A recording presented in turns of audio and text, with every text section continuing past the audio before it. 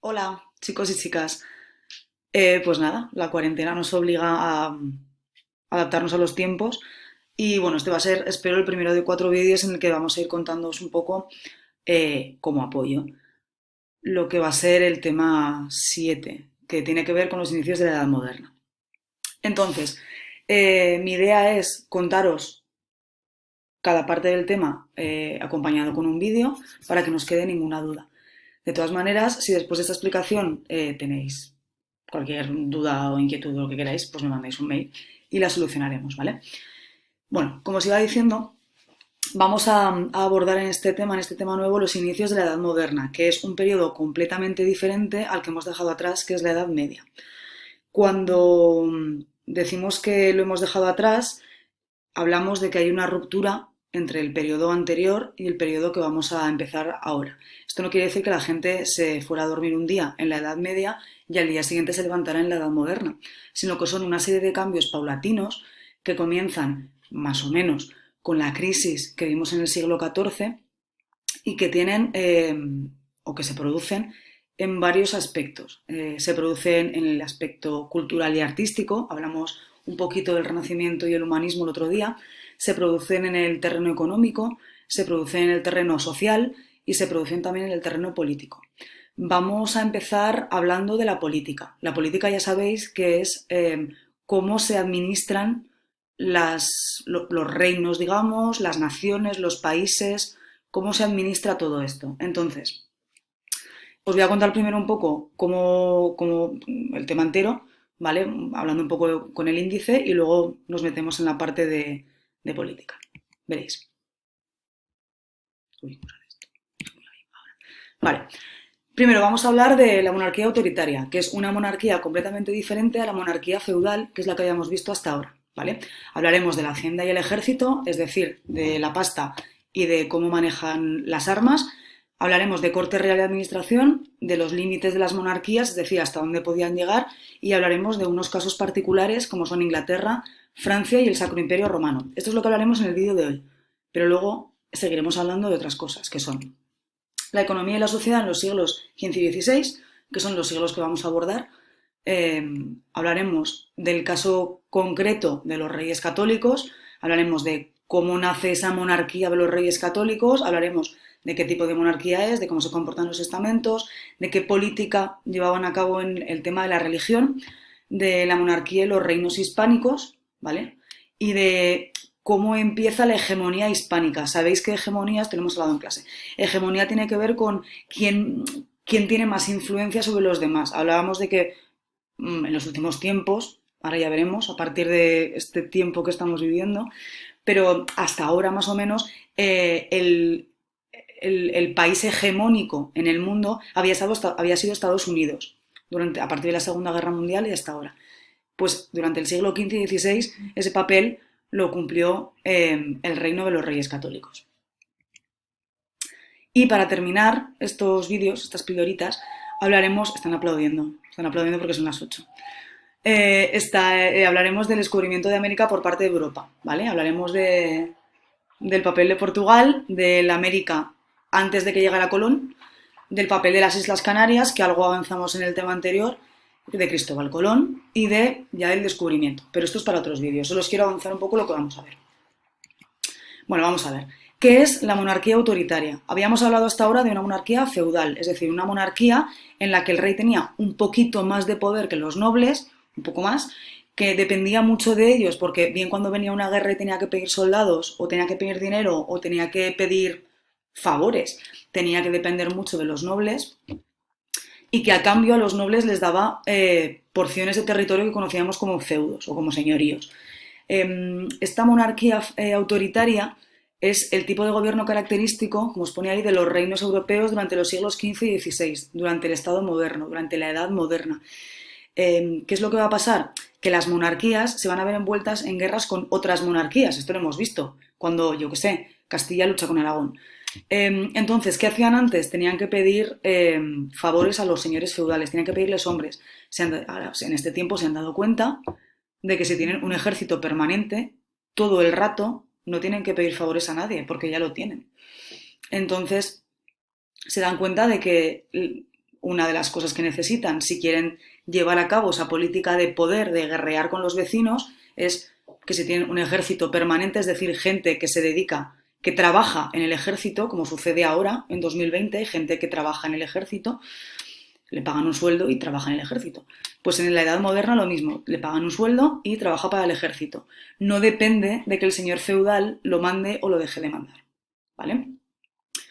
Se ve la necesidad de crear ejércitos estables a sueldo para llevar a cabo estas guerras. Y entonces así no dependen, lo que os pongo ahí, de señores feudales, de las ciudades, es decir, de los burgueses, o de la iglesia que les quiera prestar dinero. No dependen de nadie porque ya lo tienen, ¿vale? ¿Cómo financian estos nuevos ejércitos? Pues lo financian a través de un organismo que se llama Haciendas Reales. Os sonará a todos, supongo, cuando hablan de Hacienda ahora en 2020. Hay que pagar Hacienda. Hacienda somos todos. Hacienda recauda los impuestos. Este nombre viene ya desde el siglo XV. A través de las haciendas reales se recogen los impuestos. ¿Sabéis lo que son los impuestos? Esto lo hemos hablado. Y si estos impuestos sirven para pagar a estos nuevos funcionarios y a los nuevos soldados. ¿Cómo crean, o sea, cómo lo pagan? Pues crean nuevos impuestos que llenen las arcas y luego también piden préstamos a los burgueses. Hemos hablado de que los burgueses son esas personas que tienen bastante dinero. Entonces, parte de ese dinero pueden destinarlo a prestarlo a el rey, por ejemplo. Le prestan 1.000 y el rey le tiene que devolver 1.200. Salen ganando. Cuando hablamos de que el rey gana poder, también hablamos de que los reinos se convierten se centralizan, es decir, todo el poder ya no está disgregado entre los diferentes señores feudales, sino que ahora tenemos un rey que manda muchísimo. Hemos pasado de estar un poco por encima de los nobles a estar muy por encima de ellos. Entonces, para manejar estos reinos centralizados lo que hace falta es una infraestructura administrativa, hacen falta funcionarios. ¿Qué son los funcionarios? Son personas que trabajan para el Estado, para el rey, a cambio de un sueldo. En 2020 seguimos manteniendo esta figura. Los carteros, los médicos, los profesores en muchos casos, el que te atiende en las ventanillas de la administración que sea, son funcionarios, hacen un trabajo burocrático y el Estado les paga. Pues esto en el siglo XVI es lo mismo. Hacen un trabajo, el que sea, pues son notarios o son jueces o lo que sea, hacen un trabajo administrativo o van recogiendo los impuestos y el Estado, el rey, les paga un sueldo, ¿vale? Así crece el número de embajadores, de ministros, de empleados del Estado, ¿vale? De funcionarios. Os pongo ahí que crece el número de embajadores. Los embajadores, que todavía tenemos en 2020, son unas personas que representan a su país en otro territorio. Es decir, España, por ejemplo, tiene un montón de embajadores por todos los países. Pues imaginad el embajador de España en Reino Unido. Pues es una persona que vive en Londres, que es la capital del Reino Unido, y que representa al país en lo que se necesite. No sería muy práctico que el rey o el presidente del gobierno tuviera que estar viajando de país a país todo el rato para cosas que son pues de menor importancia. Pues para eso están los embajadores. Y los embajadores nacen ahora. ¿Y qué nace también junto con los embajadores? Nace la diplomacia. La diplomacia es un método de relación pacífica entre países. Los países no solamente se pelean y tienen guerras, los países también tienen tratados, acuerdos, se relacionan porque son vecinos. Y esa manera de relacionarse cuando no hay guerras en medio se llama diplomacia. La diplomacia la llevan a cabo los embajadores, ¿vale? Vamos a ver, las cortes reales se convirtieron en los centros de poder de los reinos y allí residía el rey. Allá donde está el rey está la corte y allí donde está el rey hay mucho poder porque no va solo, va acompañado de toda la corte. Cuando hablamos de Madrid, que es la capital del estado ahora mismo, la denominación real, la denominación, digamos, oficial de Madrid no es Madrid, es la Villa de Madrid, porque antiguamente se llamaba Villa y Corte de Madrid, porque ahí estaba el rey. La corte es donde está el rey, y donde está el rey es el centro del poder, ¿vale? Trabajar para el Estado se convirtió en algo atractivo y muchos burgueses y miembros de la pequeña nobleza que habían estudiado comenzaron a desempeñar tareas en consejos y secretarías reales. Es decir, hemos hablado de que la burguesía siempre se quejaba de que no tenía poder. Tenía dinero, pero no tenía poder.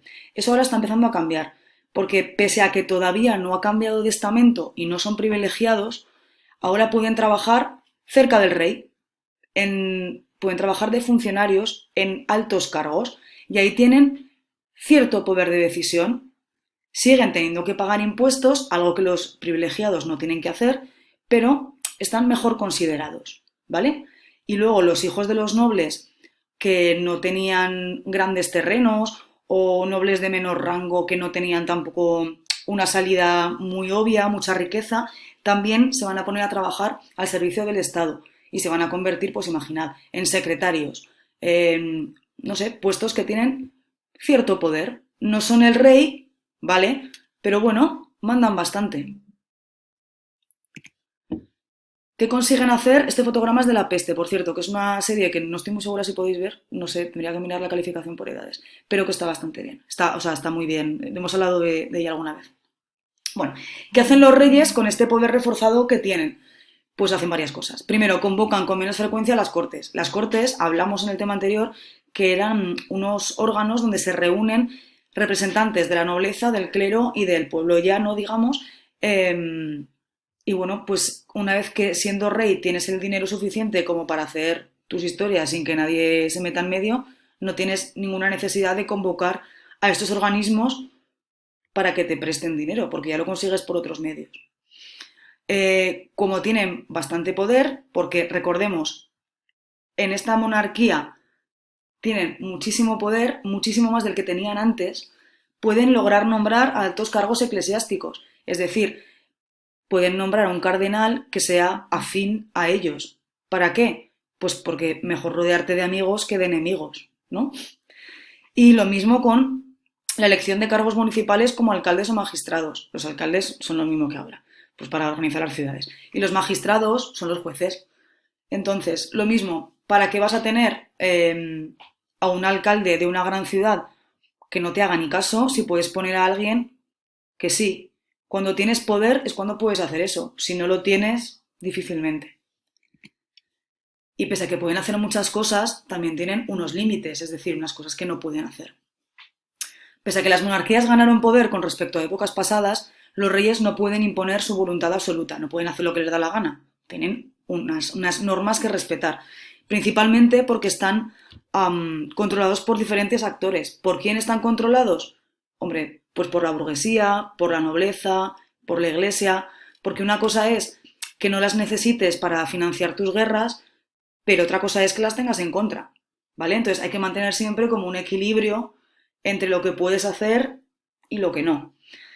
Esto es muy visible en las monarquías compuestas. Veréis, este término de monarquías compuestas se puede aplicar, por ejemplo, a cuando hablábamos de la corona de Aragón.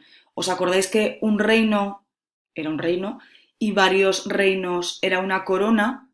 Pues otra manera de llamar a eso, a varios reinos juntos, es una monarquía compuesta. Veréis, cuando Isabel de Castilla y Fernando de Aragón, es decir, los reyes católicos, se casan, dan lugar a la monarquía hispánica, ¿no? Digamos así, la monarquía hispánica. Pero en la práctica no dejan de ser Castilla y Aragón que se juntan.